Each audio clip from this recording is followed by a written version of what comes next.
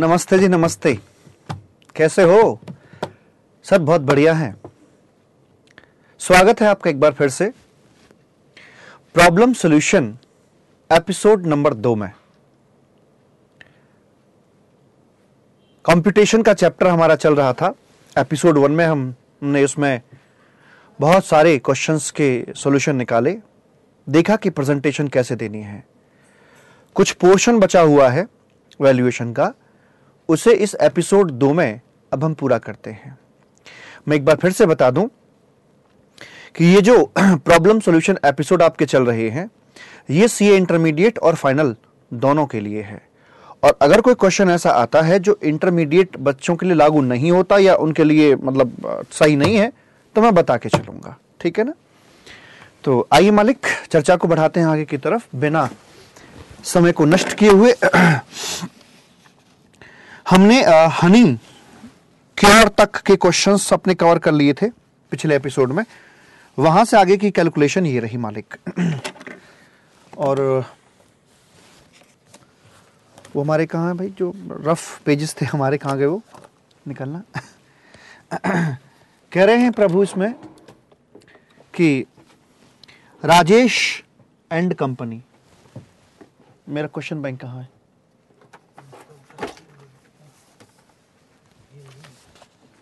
ओहो, ये तो था हमारे पास में। अच्छा चलो जी। तो ये ज्यादा ठीक है।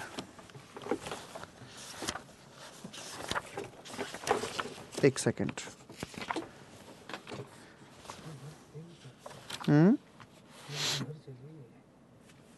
घर चले गए? कौन चले गए घर?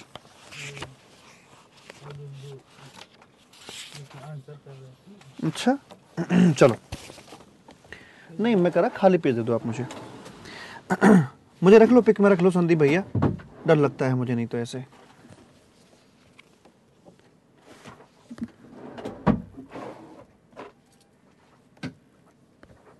थोड़ा ज्यादा हो गया, ये ठीक रहेगा। राजेश एंड कंपनी, ये हनी क्योर वाला क्वेश्चन था जिसमें रोन मेडिकोज वगैरह की हम बात कर रहे थे। तो ये हमारा पिछले एपिसोड में खत्म हुआ था, अब हम यहाँ से बात कर रहे हैं। Rajesh and company provides financial and management consultancy. लिखता चलो, राजेश एंड कंपनी सप्लायर है to a group of companies for an annual retainership fee of ₹15 lakh. Recipient है इनके, कंसल्टेंसी दे रहे हैं और कंसीडरेशन में आ रहे हैं 15 लाख रुपए। इट इज गिवन, इसको दिया गया है। It is given a room in head office of the group, मतलब जो रेसिपिएंट है उसके हेड ऑफिस में इसे एक रूम भी दिया गया है। In head office for its exclusive use. अच्छा, मतलब इसको एक प्रॉपर ऑफिस दे रखा है वहां पे। Rajesh and company page GST on ₹15 lakh.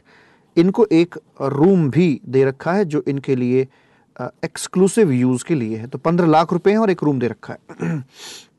इन्होंने इस पर तो जीएसटी भर दिया है, बट आगे बोलते हैं, is the value for service provided by Rajesh and company correct? क्या 15 लाख पर जीएसटी भरना ही करेक्ट है या कुछ और भी जाएगा? Please elaborate. छोटा क्वेश्चन है, छोटा ही आंसर कर देते हैं, ज्यादा फैलाते नहीं है, वरना फैलाने को हम फैला सकते हैं इसको हम। फैक्ट्स एंड इशू क्या है ना? लीगल पोजीशन क्या है लॉ क्या कहता है, कंक्लूजन क्या होगा। फैक्ट्स ये हैं जो ऊपर दिखा दिए मैंने कि ये सप्लायर है, ये रेसिपिएंट हैं, कंसीडरेशन इतना और एक रूम आ रहा है, ऐसे करके।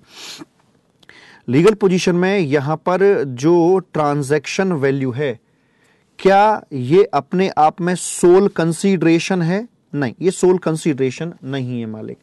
क्या इसे आप एक प्रकार से रिलायबल वैल्यू के रूप में बुला सकते हो? नहीं जी। 15 lakh not a reliable consideration. So फिर क्या करना पड़ेगा? Hence the value will be rejected. और जब यहां पर कंसीडरेशन आपका monetary plus non monetary form में होता है तो वहां पर अप्लाई करवाया जाता है आपका रूल नंबर। मैं कल आपको एक चार्ट दिखाऊंगा, मेरे पास शायद होगा नहीं यहाँ पे, जिन्होंने मतलब पहले पढ़े हुए हैं या फिर मतलब पहले दूसरे बैच के हैं, या फिर ये तो YouTube पर मैं डाल रहा हूँ ये वाली क्लास, तो हो सकता है कि बच्चे सेल्फ वाले रहे हों। एक बहुत ही सुंदर सा डायग्राम है वैल्यूएशन का, आपको मजा ना आएगा तो कहिएगा, मैं कल दिखाता हूँ आपको ना। कल मेरा मतलब अगले एपिसोड में मैं वैल्यूएशन का एक डायग्राम दिखाऊंगा, एक मास्टर डायग्राम, जिसमें से आपको कहीं कोई दिक्कत आ ही नहीं सकती, एक झटके में आपका माइंड सही जगह आपको ले जाएगा। तो रूल नंबर इसमें काम करेगा आपका 27। रूल नंबर 27 के अंदर हम बात करते हैं नंबर 1 पर, और 27 के साथ कनेक्टेड है रूल नंबर 30 और रूल नंबर 31 करके। 27 बात करता है ओपन मार्केट वैल्यू की बात करके चलता है, और या तो ओपन मार्केट प्राइस लीजिए कि भाई जो सर्विस आप इनको दे रहे हो उसका ओपन मार्केट प्राइस क्या है। अगर वो अवेलेबल नहीं होता है तो फिर आप एक काम करो, जो भी monetary plus non monetary consideration है दोनों को ऐड करके वैल्यूएशन करके चलिएगा। और अगर ये भी ना हो तो सिमिलर सप्लाई के ओपन मार्केट की बात हम कर सकते हैं, वो भी पॉसिबल ना हो तो फिर यहाँ पर हम बात करते हैं 110% ऑफ कॉस्ट की बात करके चलते हैं, एंड और भी ना हो तो बेस्ट जजमेंट। तो ऐसे ऐसे करके हम इसमें मल्टीपल सॉल्यूशंस हमारे पास में आ सकते हैं। तो जैसा भी डेटा हो वैसी बात करी जा सकती है। इन्होंने रूल नंबर 27 सजेस्ट कर दिया है। मैं इसमें और आगे बढ़ा सकता हूं कि रूल 27 अगर फेल हो जाता है तो रूल नंबर 30 और 31, हालांकि ये चीज अलग से मुझे लिखने की जरूरत नहीं है, क्योंकि जब मैं रूल 27 का कंटेंट पढ़ता हूं तो उसी के अंदर इनका रेफरेंस ऑटोमेटिकली आ जाता है कि अगर ओपन मार्केट वैल्यू नहीं है तो रूल 30 और 31 की तरफ आप गो थ्रू हो सकते हो। तो इस प्रकार से इसका कंक्लूजन यहां पर आ जाएगा। तो इसका मतलब जो कंक्लूजन ये निकल के आता है कि जो राजेश एंड कंपनी है जो पेमेंट कर रहे हैं 15 लाख रुपए पे जीएसटी भर रहे हैं, इट इज नॉट करेक्ट। इसका वैल्यूएशन रूल 27 के मुताबिक किया जाएगा एंड अकॉर्डिंगली इनको अपना जीएसटी भरना पड़ेगा। Singhal Brothers, registered in Uttarakhand, has supplied 30 ton of chemical। बाबू सुनो, संदीप मुझे अपना ना फीडबैक जरूर दीजिएगा ताकि मैं आपके लिए ये मल्टीपल एपिसोड तैयार कर सकूं। आपसे ही मुझे, आपके फीडबैक से ही मुझे एनर्जी मिलेगी और मैं आपके लिए और ये लगातार ये काम करता रहूंगा, मल्टीपल एपिसोड मैं आपके लिए बनाता रहूंगा, ठीक है ना। मुझे बड़ी खुशी मिलती है कि इनकी मदद से आप कि एग्जाम में नंबर अच्छे आएंगे, तो बताइएगा जरूर मुझे आप, ठीक है ना। मेरा नंबर है 9810, या फिर कमेंट बॉक्स जो नीचे दे रखा होगा यूट्यूब पर है, जहां पर भी फेसबुक पे मैं डालूंगा, तो वहां पर आप मुझे बताइए, कमेंट बॉक्स में बताइएगा, नंबर बताइएगा, जैसे भी आप मुझे बताइएगा जरूर, ठीक है। Single brothers registered in Uttarakhand has supplied 30 ton of a chemical at the rate of 50 रुपए पर टन। अच्छा ठीक है जी, सिंगल ब्रदर्स, मैं थोड़ा सा इसको करता हूं रफली। सिंगल ब्रदर्स हैं, लेकिन शायद ये इतना फैला हुआ क्वेश्चन नहीं है, छोटा है, समझ में आ जाएगा बिना समरी बनाए हुए। संदीप, हाँ जी, single brothers registered in Uttarakhand has supply 30 ton of a chemical ₹50,000 पर ton exclusive of taxes to P को माल बेच रहे हैं और 30 टन है, कितने का, 15 लाख का हो गया ना, हाँ 15 लाख का हो गया। उत्तराखंड ऑन सितंबर इतने को। The invoice for the supply has also been issued on the same date. Okay, same date पर इन्होंने, चलो कर ही लेते हैं, क्या दिक्कत है।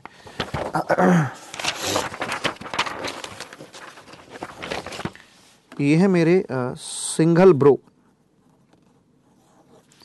और आगे कर रहे हैं पी को सप्लाई कर रहे हैं, 30 टन माल है, 50,000 रुपये का रेट है और समय दिया गया है सितंबर का। Okay, and invoice for the supply has also been issued on the same date. ठीक है, और करना भी चाहिए था वरना लेट हो जाता, फिर इनवॉइस देना पड़ेगा।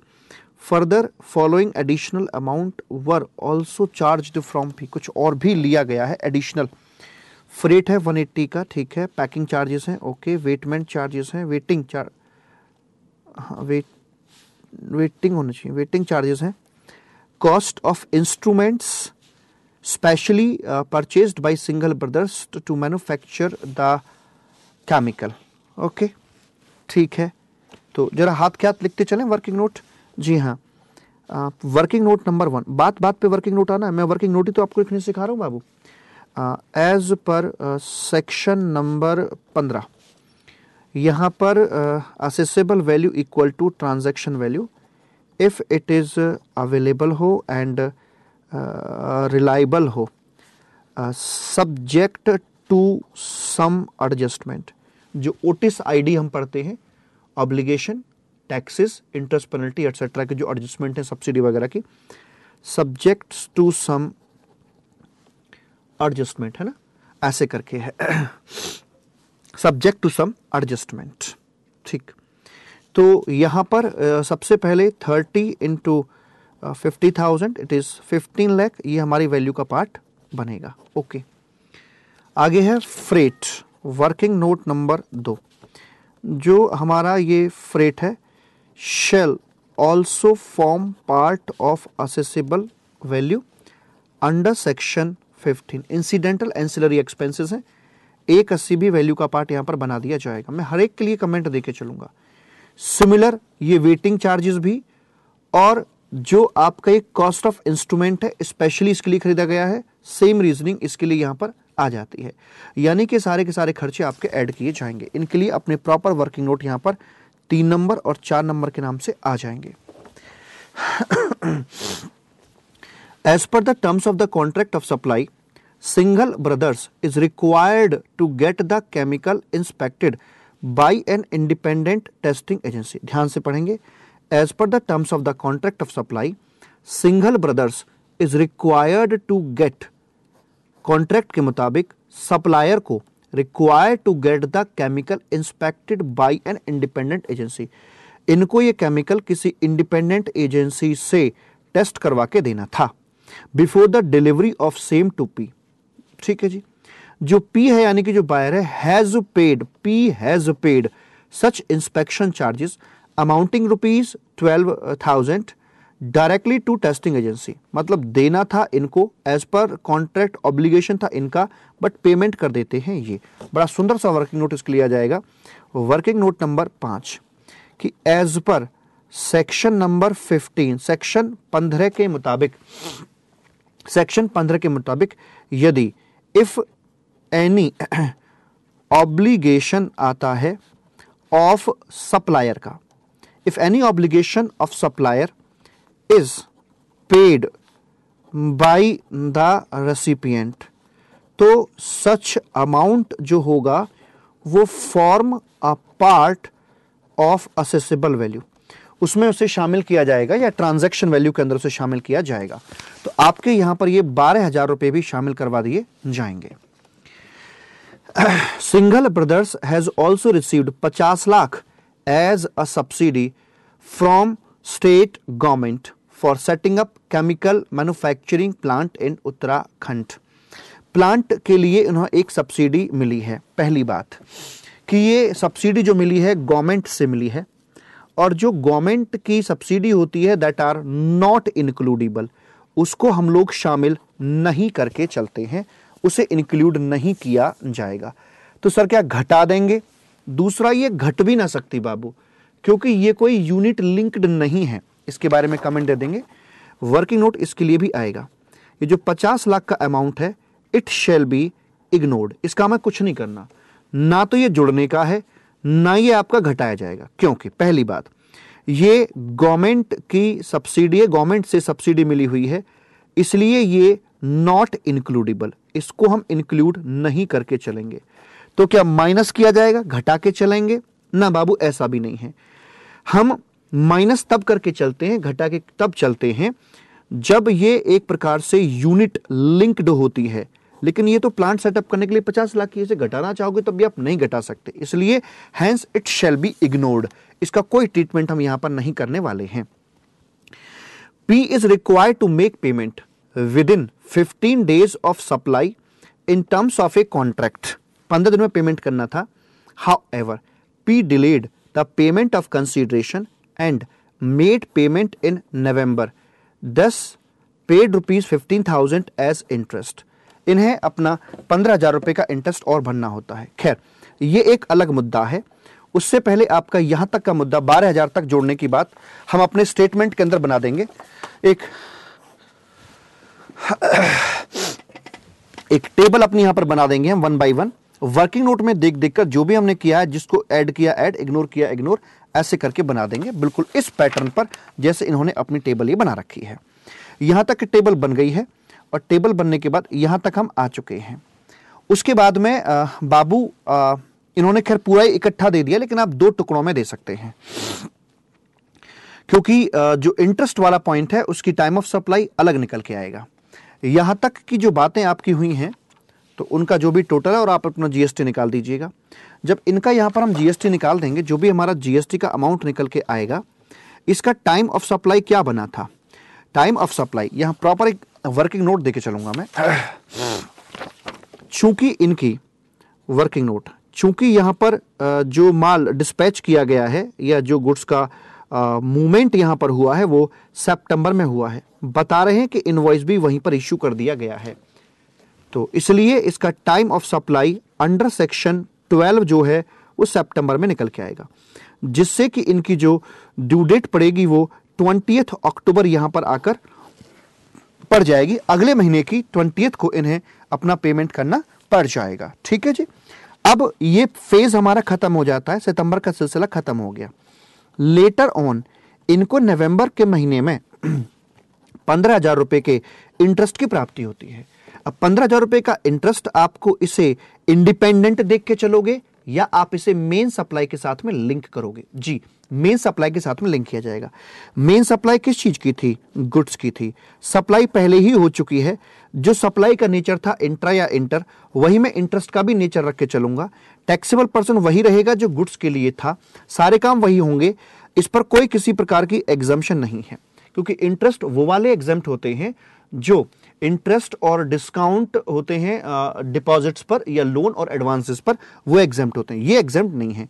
मोर ओवर सेक्शन 15 ये कह के चलता है, अंडर सेक्शन 15 ये बताया जाता है इंटरेस्ट और पेनल्टी जो हैं आपके, जो एग्जम्प्ट नहीं हुए 5वें बॉक्स से, जो एग्जम्पशन वाला है, उनको हम यहां पे शामिल करके चलेंगे। ये कंपटीशन की बात अपनी हो जाती है। मोर ओवर जब मैं कंपटीशन के अंदर आऊंगा तो 15,000 रुपए का जो इस प्रकार से एडिशनल अमाउंट प्राप्ति होती है, that will always be treated as inclusive of GST, क्योंकि सामने वाला बंदा इसके ऊपर आपको ओवर एंड अबव जीएसटी का पेमेंट नहीं करता है। तो इसमें 18% का बता रहे हैं शायद वो था, तो ऐसे करके जब मैं इसको 18 डिवाइड बाई 118 करके चलूंगा तो ऐसे है। एक पॉइंट सीए फाइनल वालों के लिए बता रहा हूं, इंटर वालों के लिए नहीं। ये कैलकुलेशन सुझाई जाती है हमें रूल नंबर 35 में। ये वैल्यूएशन रूल सीए इंटरमीडिएट वालों के लिए नहीं है, ये फाइनल वालों के लिए है, इसलिए मैं रूल का रेफरेंस आपको यहां पर देकर चल रहा हूं। रूल 35 के अंदर ऐसा बताया गया है कि ये वाला फॉर्मूला आप लगा के चलेंगे निकालने के लिए। तो मैं देखूं जरा कितना निकल के आ रहा है। 18% था ना वैसे जी हाँ, रेट ऑफ जो था वो 18% ही था। तो इसमें मैं 15,000 इंटू 18 डिवाइड बाई 118 ऐसे करके ये मेरा नहीं, मुझे तो वैल्यू निकालनी है ना, तो ऐसे करूँगा ना, 100 वैल्यू निकालनी है ना, 15,000 इंटू इतना डिवाइड बाई 118, 12,711 आ रहा है। मैं पूरा कर देता हूँ, 12,712 रुपये हमारे ऐसे यहाँ पर आ जाएंगे। 12,712 रुपये हमारे ऐसे करके ये आ जाएंगे, इंटरेस्ट के निकल के आ जाएंगे। अब मुझे बताइए बाबू, अब जब मैं इसकी लिंकेज कर रहा हूं इंटरेस्ट पर्पस के लिए, तो इसका जो टाइम ऑफ सप्लाई है वो क्या निकल के आएगा? टाइम ऑफ सप्लाई निकाला जाता है अंडर सेक्शन 12, गुड्स था ना, तो सेक्शन 12 के अंदर मैं निकाल के चलूंगा और बोलता है कि जब आपको ये पैसा रिसीव्ड हो जाता है उस समय पर इसका टाइम ऑफ सप्लाई निकलता है। दैट इज यहां पर हम नवंबर की डेट पकड़ के चलेंगे और इसके ऊपर जो भी आपका जीएसटी बनेगा एट द रेट ऑफ 12% से कितना बनेगा मैं बताऊं? माइनस 15,000, ये बनेगा आपका 2,288 रुपए का। 2,288 रुपए का जीएसटी आपको पेमेंट करना पड़ेगा। 20 दिसंबर को आपको इसका पेमेंट करना पड़ जाएगा। प्रेम से बोलेंगे राधे राधे। 20 दिसंबर को। साथ में जो सप्लायर आदमी है उसे एक प्रकार का डेबिट नोट यहां पर देना पड़ जाएगा जिससे कि इसकी आउटपुट लायबिलिटी इंक्रीज हो जाएगी बाई ₹2280 और सामने वाली पार्टी यानी कि जो रेसिपिएंट होगा वो अंडर सेक्शन 16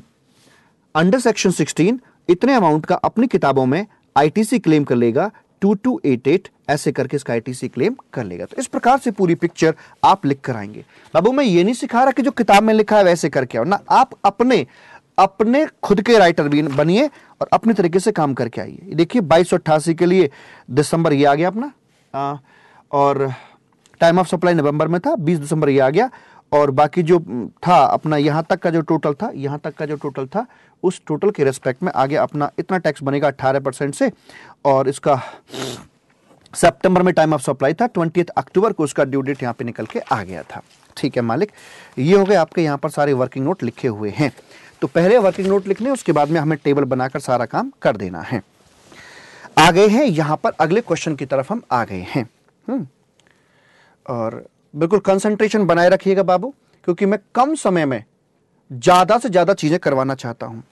अगर मैं यहां पर, सुनो मेरी बात ध्यान से सुनो, अगर मैंने अपनी स्पीड थोड़ी स्लो कर दी ना यहां पर, तो ये चीज नीरस हो जाएगी, क्योंकि कम समय में ज्यादा काम होना चाहिए क्वेश्चन बैंक के लिए, तब ये काम इफेक्टिव हो पाता है। इसलिए कंसंट्रेशन पूरा बनाए रखिएगा, मेरा एक भी शब्द इररेलेवेंट नहीं होगा। ध्यान से सुनते रहें और आगे बढ़ते रहें। सारा खेल, मेरा माइंड जो सेट हो रखा है वो बाबा की बूटी पर बेस्ड है। ये रही बाबा की बूटी, मैंने एपिसोड 1 के अंदर भी आपको दिखाया था, उसी पर बेस्ड में लिंकेज कर रहा हूं। 9 गेट हैं, गुड्स सर्विसेज, दूसरा सप्लाई का, तीसरा इंट्रा और इंटर का, चौथा टैक्सेबल पर्सन का, पांचवा एग्जम्पशन का, छठा कॉम्पिटिशन का, सातवां एनसीएम आरसीएम का, उसके बाद टाइम ऑफ सप्लाई का, आफ्टर दैट प्रोसीजरल पार्ट। कोई भी समस्या हो, छोटी हो बड़ी हो, आप इस लिंक फॉर्म में रख दीजिए, कहीं आप गलती नहीं कर सकते हैं मालिक, बात बात पे लिंकेज कर सकते हैं।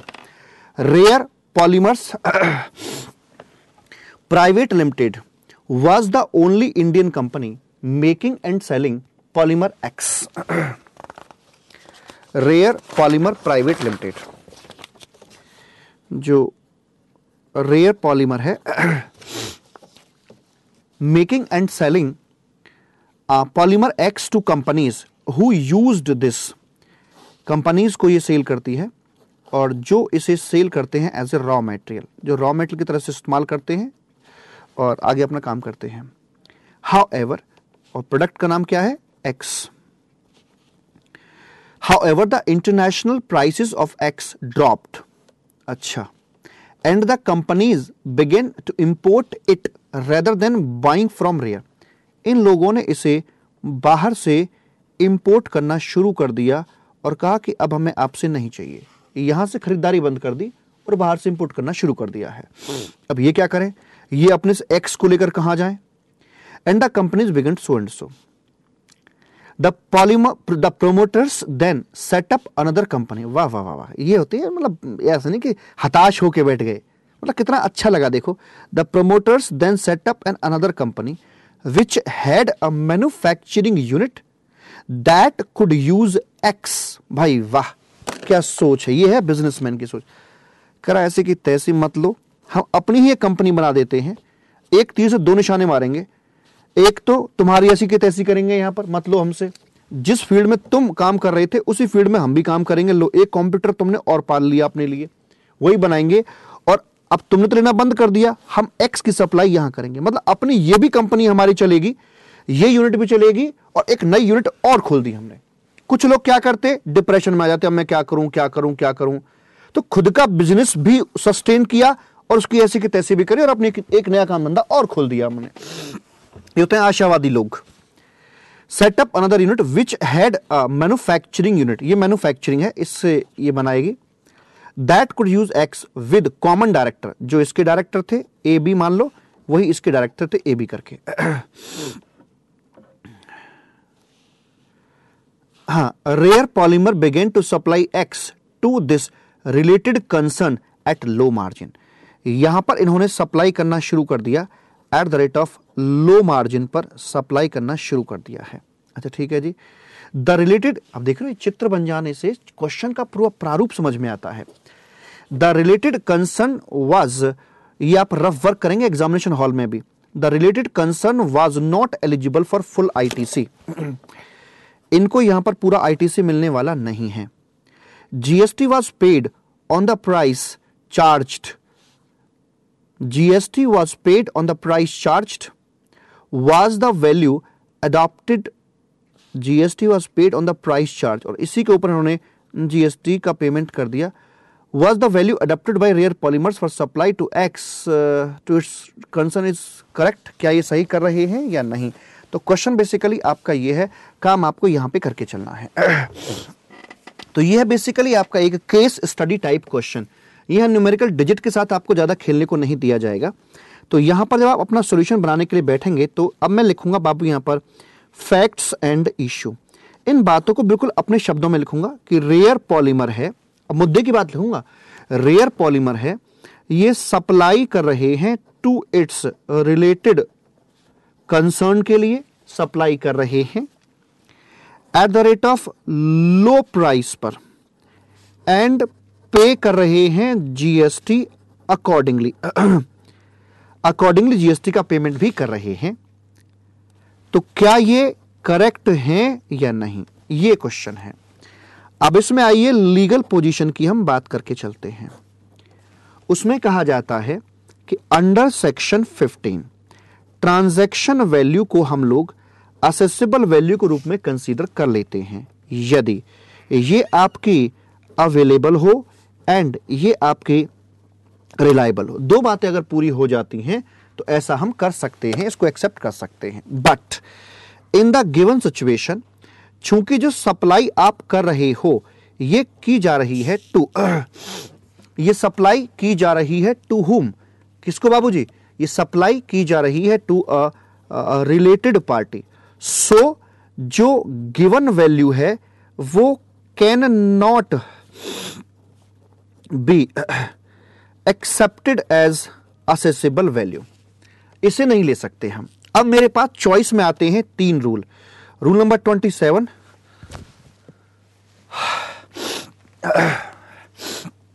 रूल नंबर 27, रूल 28 या रूल नंबर 29। 29 लगता है जब प्रिंसिपल और एजेंट की बात हो रही हो, ये तब लगता है जब प्राइस मॉनेटरी नॉन मॉनेटरी की बात हो रही हो, और ये तब लगता है जब डीम्ड डिस्टिंक्ट या फिर रिलेटेड के बीच में बात हो रही हो। तो यहां पर अप्लाई किया जाएगा रूल नंबर 28। रूल नंबर 28 बाबू मुझे याद दिला देना, मैं आपको डायग्राम जरूर शेयर करूंगा, इतना मस्त डायग्राम है, आप you will definitely appreciate, I am sure. उसमें सबसे पहले हम चेक करके चलते हैं, मैंने रैंक बना रखी वहां पे, रैंक 1 सबसे पहले क्या देखेंगे, फिर रैंक 2 पर क्या देखेंगे, और फिर रैंक नंबर 3 पर हम क्या देखकर चलेंगे। रैंक 1 पे मैंने बोल रखा है कि आप जो मर्जी वैल्यू, जो भी आप डिक्लेयर्ड वैल्यू होती है, आप उस डिक्लेयर्ड वैल्यू को असेसेबल वैल्यू के रूप में एक्सेप्ट कर सकते हैं, परंतु इसके अंदर एक कंडीशन यह है कि रेसिपिएंट यूनिट जो है वो आईटीसी ले सकती हो। पर चूंकि यहां पर वो आईटीसी नहीं ले रही है, नहीं ले पा रही है, मना कर दिया गया कि आईटीसी नहीं ले सकती है ये recipient, so this method will not be applicable. आप ये रैंक 1 अप्लाई नहीं कर सकते हैं, सॉरी। रैंक 2 में बोला जाता है कि 90% ऑफ प्राइस टू आप ले सकते हैं, लेकिन इसमें क्या क्या कंडीशंस हैं? नंबर 1 कि ये गुड्स का सीन होना चाहिए, नंबर 2 सेम गुड्स की सेल होनी चाहिए, तो हम प्राइस 2 का 90% ले सकते हैं। प्राइस 2 इसको बोला जाता है, पर चूंकि सामने वाले यूनिट एक मैन्युफैक्चरिंग यूनिट है, इसलिए हम ये वाला मेथड भी यहां नहीं लगा सकते हैं। अगर ये ट्रेडिंग यूनिट होती, एक्स को ही आगे बेच रही होती, तो वे प्राइस 2 का 90% ले सकते थे, जो हमारे लिए ऑप्शनल था। अब मैं रैंक 3 पर आ जाता हूं, जहां पर बात करता है ओपन मार्केट वैल्यू की of such supply. Such supply की ओपन मार्केट वैल्यू, एक्स की ओपन मार्केट वैल्यू क्या है वो लीजिए, अगर दे रखी है तो। अगर ये ना दे रखी हो तो ऐसे ही सिमिलर सप्लाई की वैल्यू उठा लीजिए। अगर वो भी ना दे रखी हो तो कॉस्ट ऑफ प्रोडक्शन जो एक्स का है उसका 110% कर दीजिए, और वो भी ना मिले तो फिर बेस्ट जजमेंट आप यहां पर कर सकते हैं। तो ये सिनेरियो आप लगा के चलेंगे।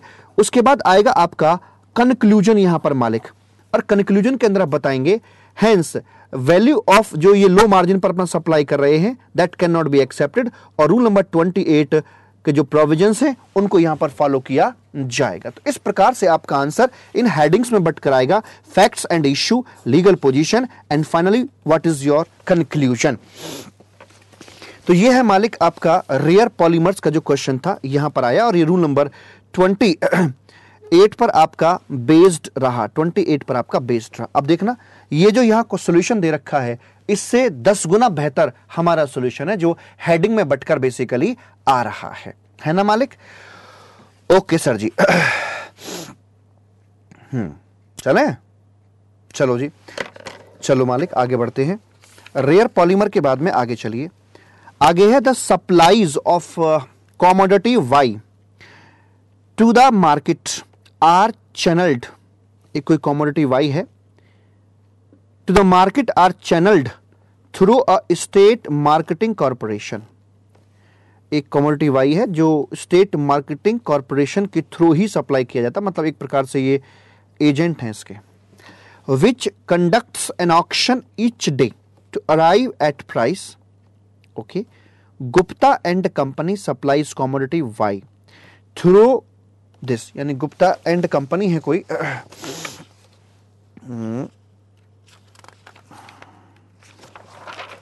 जी यहां पर कोई गुप्ता एंड कंपनी है और जो इस एजेंट जो है स्टेट मार्केटिंग का जो कॉरपोरेशन है इसके थ्रू सप्लाई करते हैं।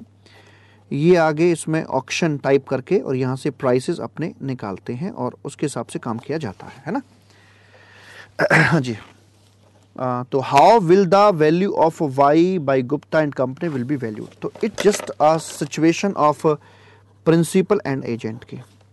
तो यहाँ पर सबसे पहले देखते हैं, क्या इसको हम लिंक फॉर्म में भी देख सकते हैं और केस स्टडी टाइप बनाकर भी देख सकते हैं। छोटा क्वेश्चन है तो सिंपल लिंकेज कर सकते हैं। नंबर 1, ये घटना यहाँ पर हम बात कर रहे हैं गुड्स का मूवमेंट हमारा इन्वॉल्व हो रहा है। नंबर 2, क्या ये घटना सप्लाई है? Yes, under section 7 it is a supply.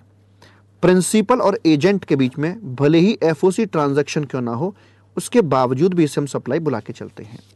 Number 3, origin, intra और इंटर के बारे में कोई जानकारी नहीं दे रखी है तो वरना मैं ये भी अपना निकाल कर रख देता। In the absence of the figure हम इसे कुछ भी मान सकते हैं, अपना एज्यूम कर सकते हैं कि हमारी इंट्रा या इंटर, एज द केस में भी जो आपको ठीक लगे। नंबर 4, यहां पर आरसीएम लगाया नहीं जाता तो टैक्सेबल पर्सन जो होंगे वो गुप्ता एंड कंपनी ही होंगे। सीए बनने के बाद आपको ये तो करना है, पूरी एक रिपोर्ट तैयार करनी है अपने क्लाइंट के लिए।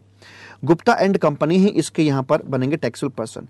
इस कमोडिटी पर कोई किसी प्रकार की एग्जम्पशन नहीं होती है, ठीक है जी। छठे नंबर पर आइएगा।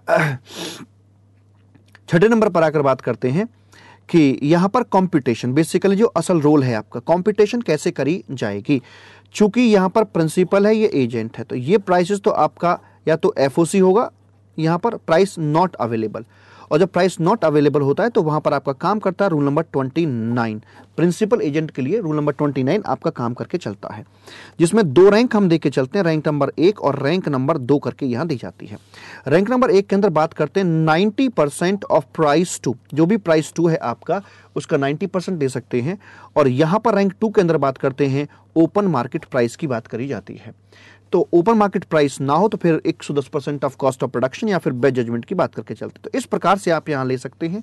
तो ज्यादा बेहतर ये रहेगा कि 90% ऑफ प्राइस 2 आप देख लीजिए, या फिर ओपन मार्केट प्राइस, जो भी आपको जेन्युइन यहां दिखता हो, जो अच्छा लगता हो, आप उसके हिसाब से अपना वैल्यूएशन करवा सकते हैं। तो इस प्रकार से इस क्वेश्चन का आंसर हम बड़ी आसानी से कर सकते हैं, इसके हर एक पहलू को ध्यान में रखते हुए। सारा खेल लिंकेज का है मालिक। तो ये रूल नंबर 29 पर आपका बेस्ड था ये डिस्कशन। आगे आइएगा। Prem is running a consultancy firm and also, एक कंसल्टेंसी फर्म है इनकी, प्रेम साहब की, and also a fancy store. अच्छा जी, फैंसी स्टोर भी है। Registered under same PAN, same PAN पर दोनों चीजें हैं। फैंसी स्टोर आपका मतलब गुड्स की बात कर रहा है, और ये यहां पर सर्विस की बात कर रहा है। गुड्स में भी डील कर रहे हैं और सर्विस में भी डील कर रहे हैं। Turnover of the fancy store 65 lakh रुपए का है, गुड्स 65 लाख रुपए के हैं, and receipt of consultancy firm 10 lakh रुपए की इन प्रीसीडिंग फाइनेंशियल ईयर है। आपको बताना है कि ये क्वेश्चन पूछे गए हैं, जवाब दीजिएगा। Is Prem eligible for composition scheme under CGST act? No, क्योंकि एज पर सेक्शन नंबर 10 ये जो कंपोजिशन स्कीम होती है ये पैन वाइज अवेलेबल है, कि या तो एक पैन पर जितने भी काम धंधे सबके लिए लीजिए या सबके लिए छोड़िए। चूंकि इस पेन पर ये कंसल्टेंसी फर्म का बिजनेस भी कर रहा है जिसके लिए कॉम्पोजिशन अवेलेबल नहीं होती है। कॉम्पोजिशन सिर्फ और सिर्फ रेस्टोरेंट सर्विस के लिए अवेलेबल है, बाकी किसी के लिए अवेलेबल नहीं है।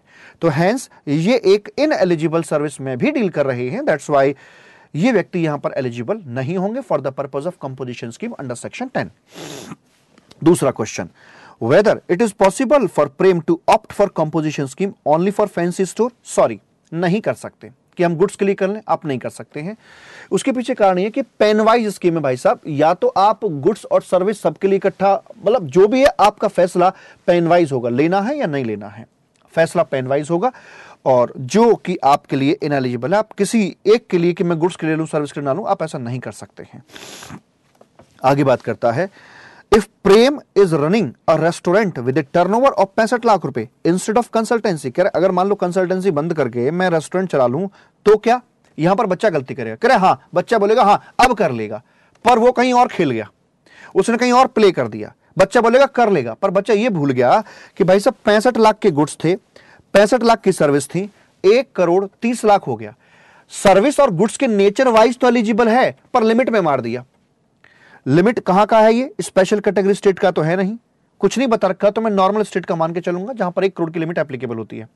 पर चूंकि ये प्रीसीडिंग फाइनेंशियल ईयर में 1 करोड़ की लिमिट को क्रॉस कर गया है, इसलिए ये व्यक्ति एलिजिबल अब नहीं रह जाएगा, नहीं रह जाएगा, मतलब तो इसलिए तीनों ही केस में आंसर आया है, the answer is no. Simple plain question था आपके लिए, सेक्शन 10 पर बेस्ड था जी।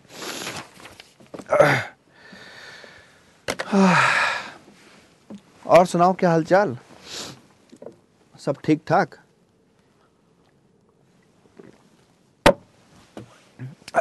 Easy coupon,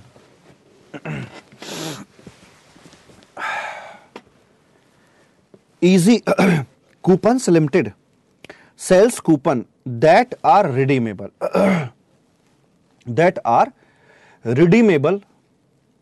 against specified luxury food। Coupon से हैं, इजी कूपन्स लिमिटेड ने कूपन बेचा है, that are redeemable against specified luxury stores at retail outlets। each coupon has a face value 900 but is redeemable for supplies worth rupees 1000। what will be the value? Rule number 32 पढ़ते हैं। Diagram में सारा कुछ आ रहा था भाई, मुझे याद जरूर दिला देना, मैं बहुत मिस कर रहा हूं, मेरे पास है नहीं यहाँ पे डायग्राम वो। रूल नंबर 32 बोलता है कि जो इस प्रकार के कूपन्स होते हैं, तो कूपन का वैल्यूएशन या वाउचर का वैल्यूएशन कैसे किया जाएगा?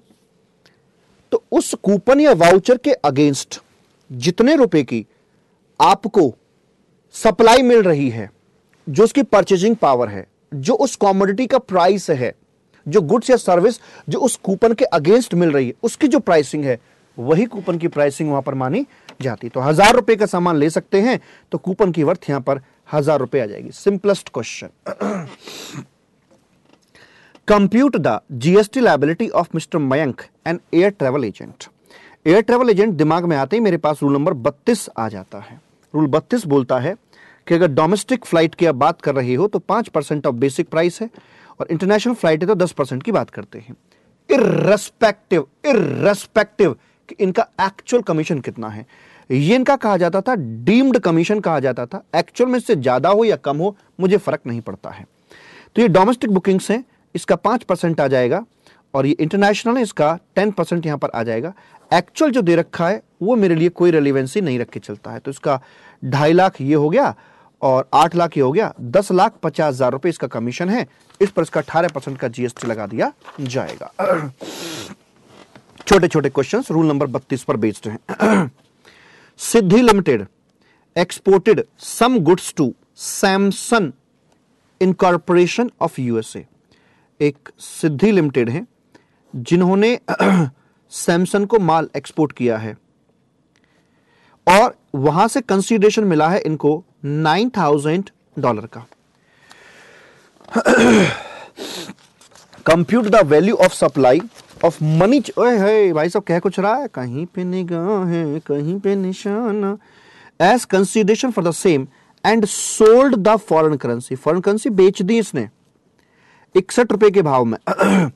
Compute the value of supply of money changing service, money changing पर बेस्ड क्वेश्चन है, under GST law and the rules made thereunder. RBI का रेफरेंस रेट ये रहा। भाई मेरी बात सुनो, रूल नंबर 32 का फंडा क्या था? दो ऑप्शन थे, उनमें पहला ऑप्शन ये था कि आप जो भी ट्रांजैक्शन वैल्यू है आईएनआर में आप उसे लीजिएगा और उसे डिफरेंशिएट कीजिए आरबीआई के रेफरेंस रेट से, और आरबीआई रेफरेंस रेट से आप उसे डिफरेंशिएट करने के बाद में जो भी नंबर ऑफ यूनिट्स हैं उनकी मल्टीप्लाई कर दीजिएगा। दूसरा यह था कि अगर आरबीआई का रेफरेंस रेट ना हो तो जो भी आपकी ट्रांजैक्शन वैल्यू इंडियन रुपीज में आ रही है उसमें आप मल्टीप्लाई कर दीजिए 1% की, और मल्टीप्लाई कर दें उसमें जितने भी आपके नंबर ऑफ यूनिट्स हैं।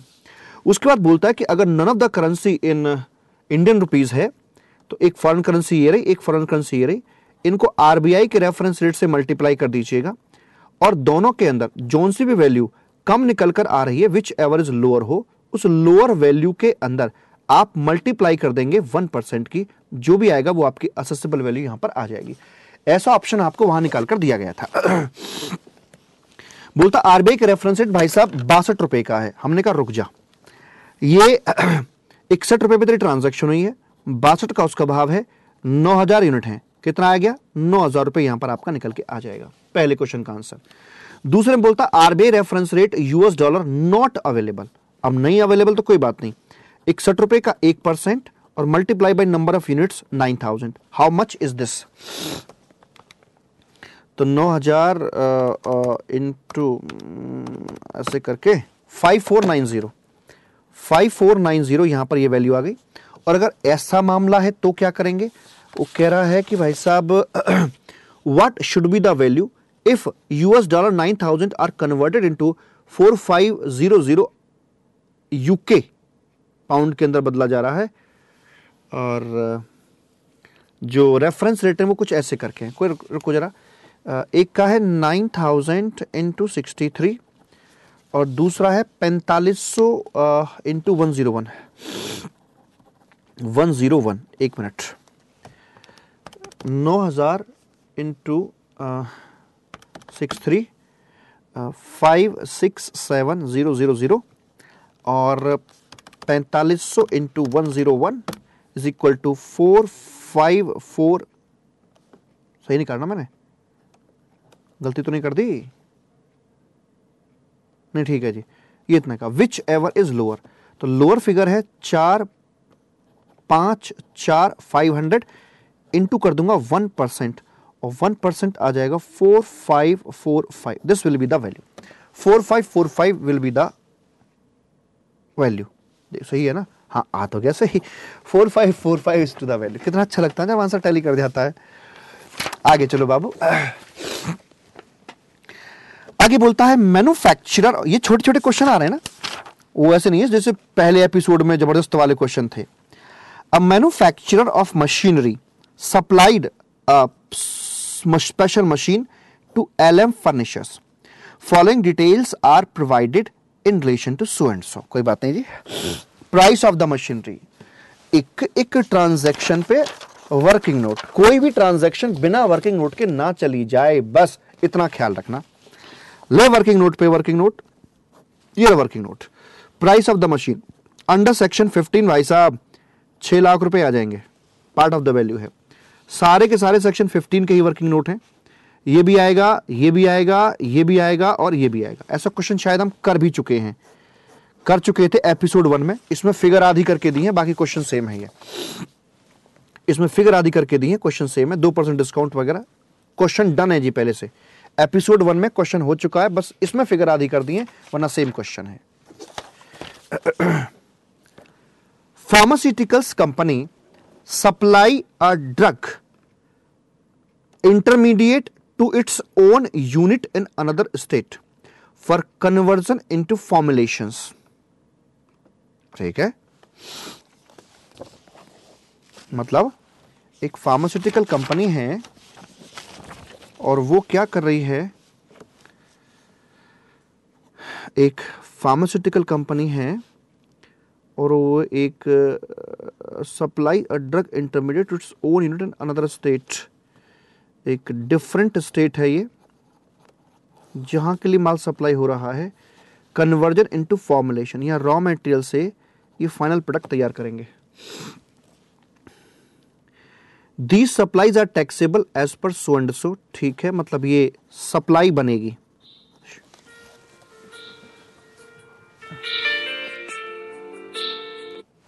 ये सप्लाई बनेगी, और the product is exclusive to this company, मतलब इसी के लिए जाता है, बाहर बाजार में नहीं जाता है, मतलब कहना ही चाह रहा भाई साहब ओपन मार्केट प्राइस नहीं है। And there is no market sale in India of this drug intermediate, how will the value of supply of this drug intermediate would be determined. तो ये अपनी ही यूनिट को माल जा रहा था, ओन यूनिट को माल जा रहा था। आप इसे कैसे देख के चलोगे? अपनी ही यूनिट को माल जा रहा था जी। ये देखो बाबू, यहां पर नंबर 1 बिल्कुल लिंक कर दो, सारी केस दिया आपके सामने, लिंक कर दो भाई साहब।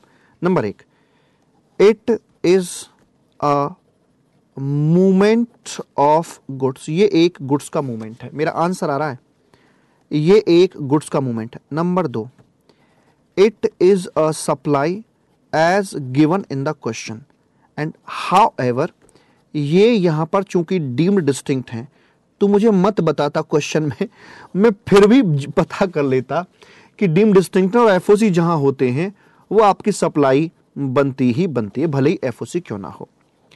ये ट्रांजैक्शन ओरिजिन जो है इसका, ये तो नहीं बताया कि कौन से स्टेट में, स्टेट ए में है, और ये बता रहा है कि इसका डेस्टिनेशन जो है वो स्टेट बी में है। तो सेक्शन नंबर 10 के मुताबिक ये एक यहां पर डेस्टिनेशन निकाला जाएगा, और ये एक इंटरस्टेट ट्रांजैक्शन बनेगी। इंटरस्टेट बनेगी ये बताया under section 7 of IGST act में, और इसके ऊपर आईजीएसटी लगा दिया जाएगा। प्रेम से बोलेंगे राधे राधे, पूरा का पूरा भाई साहब बाल की खाल निकाल के रख देंगे, यहां पे कोई चीज छोड़ेंगे थोड़ा ना। नंबर 4, यहां पर टैक्सेबल पर्सन जो व्यक्ति रजिस्टर्ड है, यहां पर कराना पड़ेगा भाई साहब आपको मैंडेटरी रजिस्ट्रेशन करवाना ही पड़ेगा, जो सप्लायर यूनिट है अंडर सेक्शन 24 इनका हुआ क्योंकि एक इंटरस्टेट सप्लाई ये हो रही है। 5वां, कोई डेटा में कोई ऐसा नहीं बताया गया कि एग्जाम्पशन है इसमें, नो एग्जाम्पशन, ऐसा हमने अज्यूम कर लिया। 6ठे पॉइंट पर जब आएंगे तो कंप्यूटेशन की बात करके चलेंगे, जहां बोलता under section transaction value equal to assessable value नहीं बनेगी, क्योंकि ये सप्लाई हो रही है डीम्ड डिस्टिंक्ट के बीच में हो रही है। सो हमें जाना पड़ेगा गो फॉर वैल्यूएशन रूल, वहां जाना पड़ेगा। वैल्यूएशन रूल्स की तरफ जब मूव करके चलते हैं तो हमारे पास 3 रैंक आती है, मैं आपको डायग्राम में दिखाऊंगा, बड़े सुंदर तरीके से बना रखा है। रैंक 1 के अंदर बोलते हैं कि साहब आप जो भी वैल्यू डिक्लेयर करेंगे उस वैल्यू को माना जाएगा, बशर्ते कि जो रेसिपिएंट यूनिट है वो आईटीसी ले पाती हो। क्या यहां पर इस बारे में कुछ बताया गया है कि रेसिपिएंट आईटीसी ले पाती है या नहीं ले पाती? नहीं बताया गया है, तो कोई बात नहीं, अगर ले पाती तो ठीक, नहीं तो कोई बात नहीं है। अगर ना ले पाती हो तो मैं रैंक नंबर 2 पर आ जाऊंगा, जहां पर यह बोला जाता है कि 90% ऑफ प्राइस टू, लेकिन उसकी शर्त यह होती है कि प्राइस टू में मतलब सेम प्रोडक्ट ही होना चाहिए, पर यहां पर सेम प्रोडक्ट नहीं है, इसलिए सो सॉरी, रैंक 2 आपका किसी भी हालत में एप्लीकेबल नहीं हो सकता है, क्योंकि उसके लिए सेम प्रोडक्ट की सेल होनी चाहिए। लेकिन इन्होंने क्या किया, वो तो आगे जो यूनिट 2 है रॉ मटेरियल से फाइनल प्रोडक्ट बनाकर बेच रही है, इसलिए ये एप्लीकेबल नहीं होगा। रैंक 3 के अंदर हम आ जाते हैं, जहां पर रूल 28 बात करता है कि ओपन मार्केट वैल्यू ले लीजिए, वो अगर ना हो तो फिर open market value of similar supply ले लीजिए, क्योंकि ये कह रहा है कि भाई साहब कहीं मार्केट में जाता ही नहीं है, तो ना ये अवेलेबल होगा ना ये अवेलेबल होगा, तो आप 110% ऑफ कॉस्ट ले सकते हैं जो आप बना रहे हैं, और ये भी कुछ ना हो तो फिर बेस्ट जजमेंट की बातें आपसे करी जा सकती हैं। ये बात हो सकती है अंडर रूल नंबर 30 और ये हो सकती है अंडर रूल नंबर 31। डायग्राम पढ़ने के बाद जो वैल्यूएशन का है ये चीज आपके लिए यूं आसान हो जाती है। प्रेम से बोलेंगे राधे राधे।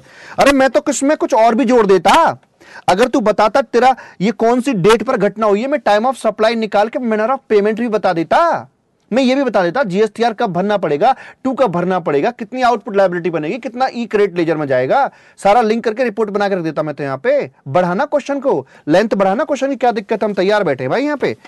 तो देखिए इसने तो सोल्यूशन दिया इतना सा, लेकिन आपका सोल्यूशन आएगा इस वे में, देखना बाबू, इस वे में राइटिंग सुधर जाएगी, क्योंकि मैं थोड़ा तेजी में काम करा रहा हूं, आपकी राइटिंग सुधर जाएगी। लेकिन सर इतना हमारे पास समय होगा क्या? हाँ होगा ना बाबू, प्रैक्टिस प्रैक्टिस एंड प्रैक्टिस, और कोई सोल्यूशन नहीं है। एपिसोड 1 और 2 का मुझे बाबू जरूर, मैं कम से कम 10 बार कह चुका हूं, कमेंट बॉक्स में मुझे जरूर जरूर बताइएगा कि मतलब एक कॉन्फिडेंस बिल्डअप हुआ या नहीं हुआ। मतलब लगा कि हाँ यार लिखा जा सकता है। टैक्स में डायरेक्ट टैक्स हो या इनडायरेक्ट टैक्स हो, सबसे बड़ा चैलेंज होता है कि लिखना क्या है यार, आता सब कुछ है, लिखूं कैसे, प्रेजेंट कैसे करूं। मैं आपको बता रहा हूं, ये प्रेजेंटेशन है, ये लिखना है, ऐसे लिख के चलना है और ऑल इंडिया हाईएस्ट लाना। चल आगे, आगे फार्मास्यूटिकल की बात होगी मेरे लाल। अब चल आगे चल बढ़ते हैं। आगे आ जाता है आपका ये वाला सिंपल क्वेश्चन है, ये सिंपल क्वेश्चन है अगला आपका। ये रहा, राधिका अ परफ्यूमिंग आर्टिस्ट। वाह वाह, क्या मतलब बढ़िया नाम दिया, परफ्यूमिंग आर्टिस्ट, परफॉर्मिंग नहीं, perfuming artist. Provide the following information, ऐसे करके। परफॉर्मिंग क्लासिकल डांस, तो क्या कहते हो, यही हिंट कर दें, इसका ज्यादा कठिन क्वेश्चन नहीं है। अब क्वेश्चन बड़े आसान आसान से हैं, छोटे छोटे से। सर जी मैं हिंट देता हूं, परफॉर्मिंग क्लासिकल आर्ट, ये आपका जीएसटी नहीं लगेगा। 12/2017 ये बोल के चलती है कि मालिक इसको एग्जेम्प्ट कर दिया जाएगा, इसको एग्जेम्प्ट कर दिया जाएगा, क्योंकि अगर 1.5 लाख तक की परफॉर्मेंस आती है तो एग्जाम्पशन मिल जाती है, तो 98,000 एग्जेम्प्ट हो जाएगा। ठीक है, अगला 280 टेलीविजन एंड परफॉर्मिंग, ये इस एग्जाम्पशन से एग्जेम्प्ट नहीं होगा, इस पर जीएसटी भरना पड़ेगा। ब्रांड एम्बेसडर एग्जाम्पशन फॉल नहीं करेगा, जीएसटी देना पड़ेगा। And coaching in recreational activities relating to art, ये इसके लिए आपके डिफरेंट एग्जाम्पशन अवेलेबल है, इस पर जीएसटी आपको नहीं देना पड़ेगा। एक्टिविटी इन स्कल्पचर मेकिंग, यहां देना पड़ेगा, नॉट फॉल अंडर एग्जाम्पशन। और performing western art, jalebi by, yes यहां भी देना पड़ जाएगा। तो आपकी कौन कौन सी जगह देना पड़ गया, एक देना पड़ गया आपको 280 पर, 12 पर, 90 पर, 280 12 90, 280 12 90, 310 कौन सा रह गया भाई, 310 कौन सा रह गया, हाँ एक 310 पे, ये रहा 1 310 पे, तो यहां आपको देना पड़ जाएगा। इस प्रकार से जीएसटी निकल आएगा। ये क्वेश्चन छोटा था। Tasty Foods Private Limited gets an order for supply of processed food from Resto Limited. रुकिए, टेस्टी फूड प्राइवेट लिमिटेड ये एक सप्लायर है, टेस्टी फूड ये सप्लायर है। ऑर्डर मिल रहा है इनको रेस्ट्रो से, ये रेसिपिएंट है। Wants the consignment tested by Gelatin for specified chemical residues food limited. ठीक है, does the testing charges, testing and charging, does the testing and charges a testing fee of ₹15,000 from the Restro Limited. ठीक है, कर लिए तो क्या कर सकते हैं, Tasty Limited Private Limited argue that such testing fee should not, रैक बेकार की बात क्यों कर रहा है, under section 15 incidental and expenses है, सप्लाई के साथ हो, सप्लाई से पहले का हो, डेफिनेटली वैल्यू का पार्ट बनेगा, जुड़ जाएगा जी, वैल्यू का पार्ट बनेंगे, टैक्सेबल वैल्यू में ऐड किया जाएगा। Doctor Lal nursing home received the following amount in the month of November in lieu of various services rendered by it in the same month. You are requested to determine the GST liability for the November from so and so. बाबू देखो, 2.5 घंटे का episode पहला था और 1-1.25 घंटे का जो भी 1.5 घंटे का ये हो जाएगा। दैट मीन 3.5 पौने 4 घंटे के अंदर मैं आपका एक बड़ा चैप्टर कवर कर रहा हूं। शायद आप खुद से करते आपको समय ज्यादा लग जाता। मेरा ऑब्जेक्टिव है कि यहां इसके माध्यम से प्रेजेंटेशन सिखा दूं, कैसे इसको हैंडल करना वो सिखा दूं और आपका समय भी बचा दूं। 3 मेरे ऑब्जेक्टिव के साथ में ये एपिसोड तैयार हो रहे हैं। डॉक्टर लाल नर्सिंग होम की बात कर रहे हैं। Palliative care for terminally ill patient, ये कौन सी केयर होती है सर, मतलब मन को शांति देने वाली, मन को शांत किया जाता है कि कोई बात नहीं, देखो संभव माया है, कुछ नहीं है, व्यक्ति खाली आ जाता है, खाली आता है, आत्मा तो अजर अमर है, शरीर मरता है, मतलब मानसिक शांति उन लोगों को जो टर्मिनली इल हैं, जिनकी नियर फ्यूचर में डेथ सुनिश्चित है। Patients home, palliative care is given to the improve the quality of the life of the patients, ताकि वो बहुत जो भी जीवन बचा हुआ उसे ठीक से जी पाए। who have a serious or life threatening disease but the goal of such care do not cure, ये कोई इलाज नहीं है, ये केयर उसकी बीमारी को ठीक नहीं कर देगी, पर हाँ जो भी उसकी बची हुई लाइफ है वो लाइफ थोड़ी सी ठीक तरीके से गुजरेगी, शांति प्रिय तरीके से गुजरेगी, वो ज्यादा विचलित नहीं रहेगा कि भाई अब तेरी मृत्यु निकट है ना। तो इस प्रकार से तो मुझे बताइए क्या इस पर जीएसटी लगेगा? ना बाबू।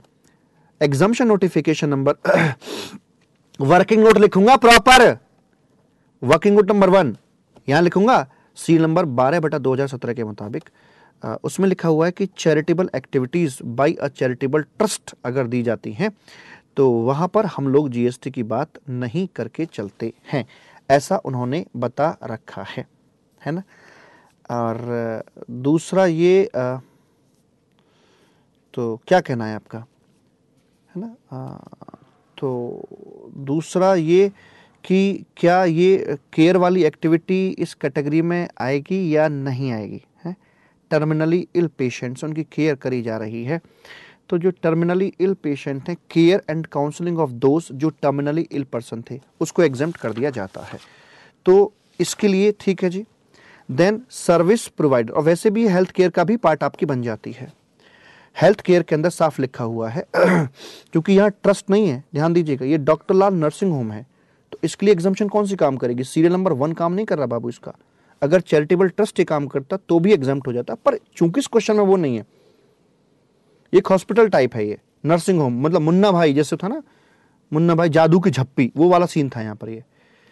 तो क्या ये हेल्थ केयर में हाँ आएगा जी। हेल्थ केयर की डेफिनेशन क्या थी? डी, टी और सी, डायग्नोस्टिक ट्रीटमेंट, और सी फॉर था केयर, है ना।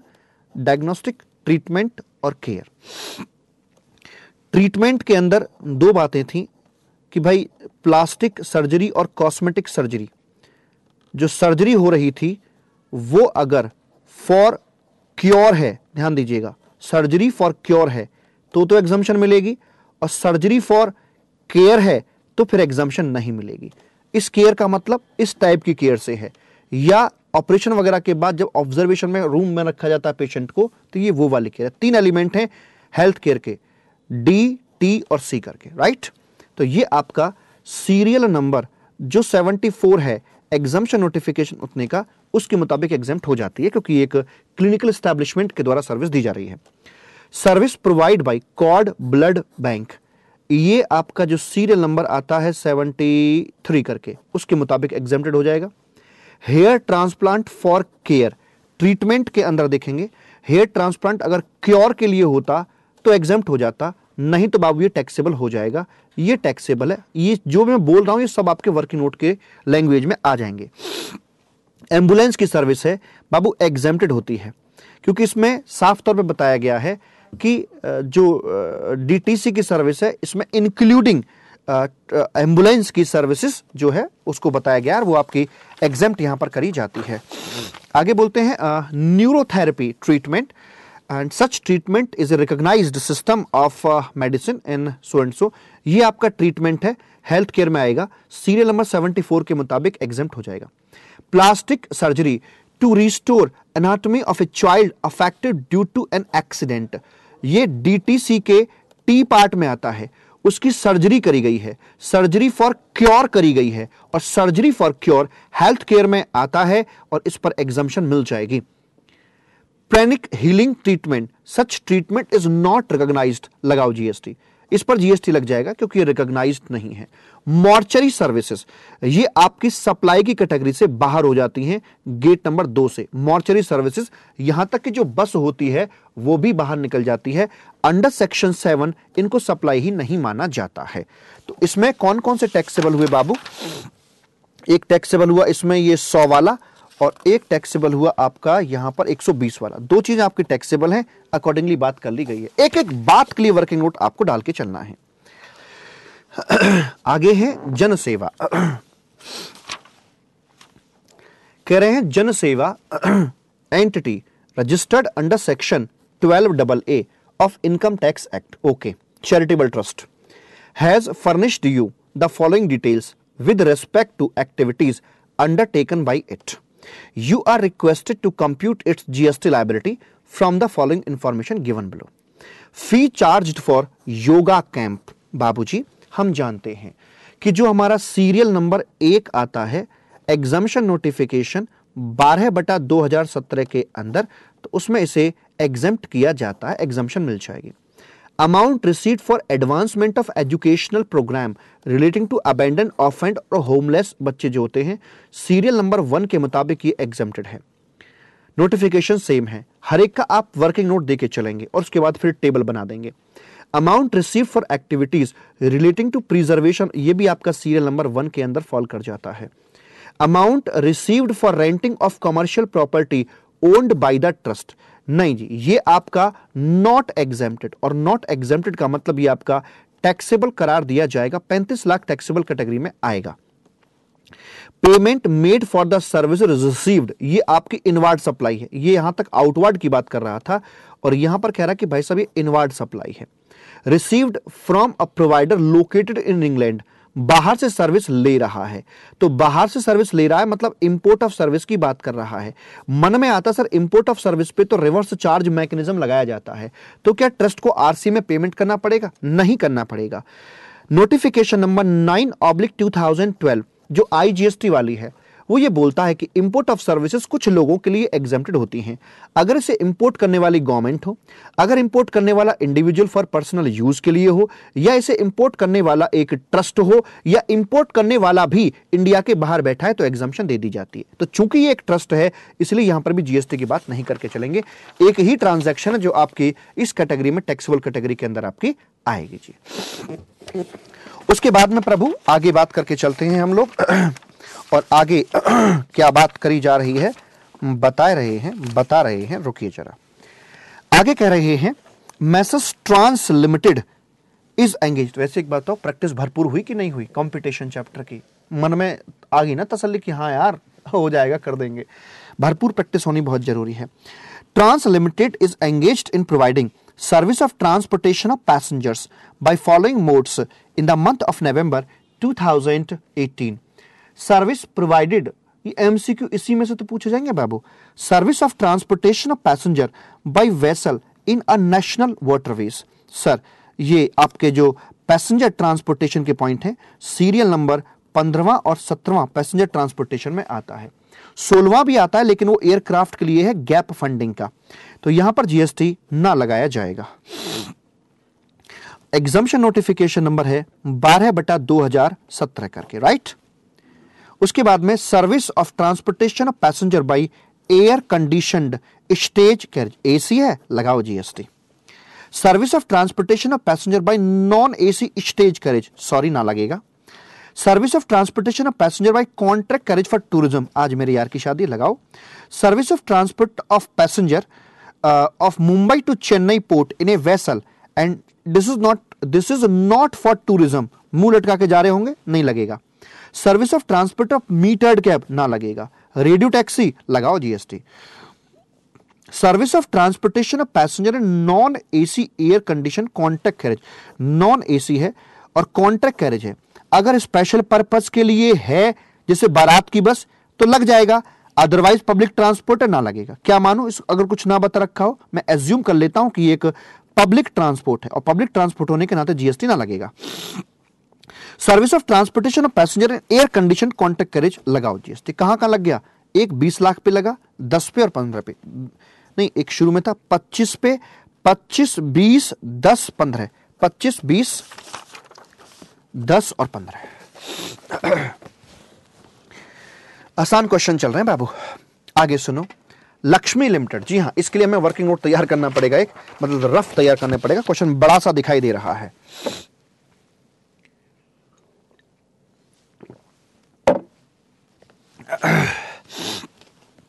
Lakshmi limited of Bhopal is a supplier of machinery, ठीक है।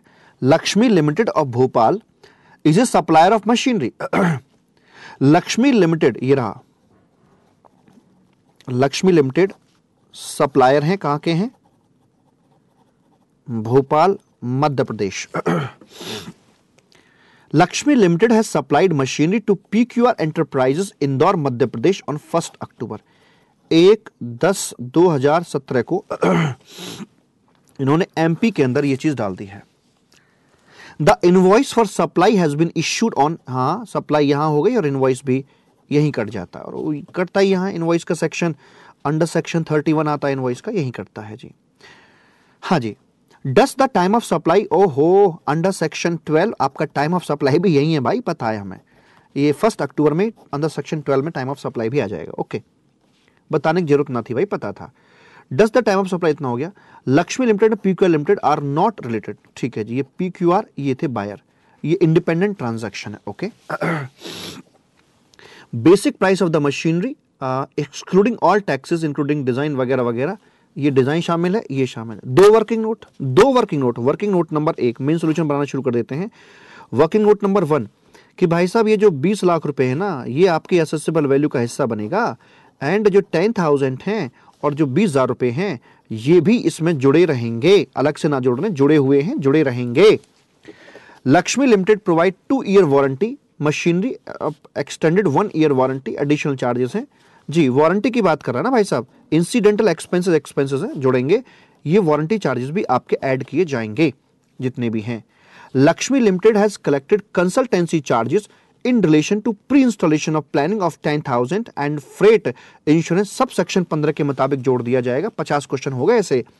Lakshmi Limited received a subsidy of ₹50,000 from central government for supplying of the machinery to backward region, जो आपकी गवर्नमेंट से मिलती है उसे शामिल नहीं करते, ये एक्सक्लूड ही रहती है, दूर है, दूर रहने दो उसको। एंड ऑल्सो रिसीव्ड 50,000 रुपए फ्रॉम ज्वाइंट वेंचर, मतलब ये कह रहे हैं कि इनको 2 जगह सब्सिडी मिली है, कस्टमर से तो ये ले रहा है लेकिन इनको सब्सिडी एक गवर्नमेंट से मिली हुई थी और एक मिली हुई थी पीछे किसी ज्वाइंट वेंचर से मिली, तो गवर्नमेंट से मिली तो उससे तो मतलब नहीं है, वो तो आपकी एक्सक्लूड रहेगी, लेकिन जो यहां से मिली 50,000 रुपए ज्वाइंट वेंचर से, उसको हम यहां पर ऐड कर देंगे, एक वर्किंग नोट इसके लिए आ जाएगा, सेक्शन नंबर 15 के मुताबिक इसको शामिल कर लिया जाएगा। और ठीक है जी, एंड आगे बोलते हैं कैश डिस्काउंट 1% का दिया जा रहा है बेसिक प्राइस पर। बेसिक प्राइस क्या था? 20 लाख रुपए, 20 लाख का 1% हो गया 20,000 रुपए, ये यहां पर डिस्काउंट दे दिया जाएगा। If PQR agree to make the payment within 30 days, तो ठीक है जी हम कर देंगे। और discount 1% was given to PQR, क्योंकि इन्होंने 30 दिन में पेमेंट करने का वादा कर दिया था।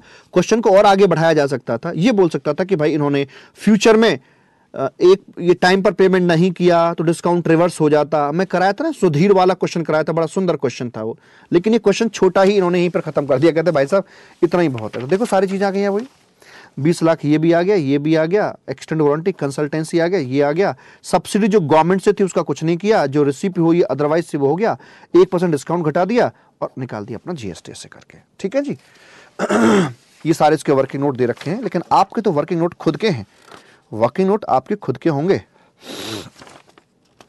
लो जी मालिक, आगे आपका लास्ट क्वेश्चन। जय जय श्री राधे। क्या कहता है लास्ट क्वेश्चन?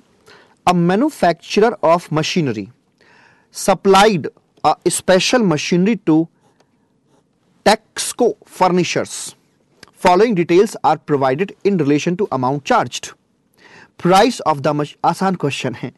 बिफोर डिस्काउंट से पहले 5 लाख रुपए था, पैकिंग चार्ज इतने हैं, एक्स्ट्रा चार्ज इतने हैं, सब जुड़ेंगे, फ्रेट चार्ज सब जुड़ेंगे। सेक्शन 15 के मुताबिक सब के सब यहां पर जोड़ दिए जाएंगे। और ठीक है, कैश डिस्काउंट 2% है। कब दिया गया है? डिस्काउंट के बारे में 2 बातें होती हैं, सप्लाई के वक्त स्ट्रेट फॉरवर्ड घटा दो, पोस्ट सप्लाई है तो 2 बातें होनी चाहिए, एक एग्रीमेंट पहले हो गया हो और रेसिपिएंट करस्पॉन्डिंग अपना आईटीसी रिवर्स कर दे। ठीक है जी, जीएसटी 18% है। लो जी हो गया काम, हर एक के लिए वर्किंग नोट आ गया, डिस्काउंट घटा दिया, 530 यहां पर आ जाता है। इस प्रकार से मैंने पूरे वैल्यूएशन चैप्टर का हर एक क्वेश्चन यहां पर आपके साथ डिस्कस कर लिया है। और बाबू फिर से बता दूं, 3 तरह का क्वेश्चन आएगा आपके लिए, थ्योरेटिकल, या फिर आएगा आपके लिए न्यूमेरिकल, या फिर आएगा केस स्टडी। केस स्टडी मैंने बता दिया, सबसे पहले फैक्ट्स एंड इश्यू, उसके बाद लीगल पोजीशन, उसके बाद कंक्लूजन। 3 हेडिंग में बटेगा। सिंपल साधारण क्वेश्चन है, तो सबसे पहले बता सकते हैं बेसिक बैकग्राउंड देंगे, जब थ्योरी क्वेश्चंस पे और आएंगे तो मैं बताऊंगा उसमें लिखना, बेसिक बैकग्राउंड आ जाएगी, उसके बाद मेन कंटेंट आ जाएगा, देन आपका फाइनल कंक्लूजन एंड वर्डिंग्स आपकी वहां पर आ जाएंगी। न्यूमेरिकल क्वेश्चन है, पहले वर्किंग नोट आने हैं, जो भी बात हो रही है, प्लस है माइनस है कुछ भी है, व्हाटएवर, इग्नोर है कुछ भी है, हर एक का वर्किंग नोट आएगा। अगर आपने किसी ट्रांजैक्शन को टच नहीं किया तो क्यों नहीं किया बता दो। ये न्यूमेरिकल क्वेश्चन में आपकी कैलकुलेशन चेक नहीं करना चाहता, ये आपसे चाहता है कि भाई साहब आप इसके पीछे का लॉ कितना जानते हो, वो आपको बताना है। ठीक है जी, तो सेक्शन नंबर आपको याद होना चाहिए और एग्जाम्पशन नोटिफिकेशन जो मेन है वो आपको याद होनी चाहिए, और ऐसे करके है। और चलो फिर मैं आपसे आज यहीं पर विदा लेता हूं। Thank you so much. Episode number 2 समाप्त हुआ और अगले चैप्टर के क्वेश्चंस को लेकर मैं एपिसोड 3 के साथ आपके समक्ष फिर से हाजिर हो जाऊंगा। तब तक के लिए thank you so much. Bye bye, tata, Radhe Radhe.